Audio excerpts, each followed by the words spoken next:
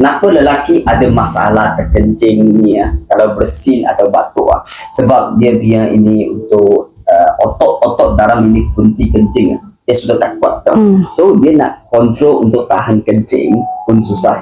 So dia boleh jadi ada masalah ini batukan dekat kunti kencing. Okay, so ada siapa lagi ya kerap kencing. Sekarang you kencing saja, lagi 10 minit you nak pergi toilet lagi.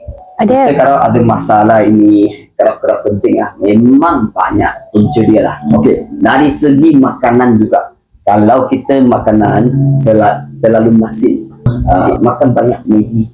Betul. Maggi kan dia banyak ajinomoto. Okay, kalau kita dari makanan ini tak ada jaga, kita kurang minum air, lama-lama kita pergi kunti kencing dia akan ada batukan tau. So kedua, nak tahu tak cara-cara untuk urut untuk membantu ini sistem diri kita? Kalau nak tahu, boleh komen NAK nak dulu. Master tunjukkan cara-cara untuk urut sistem diri.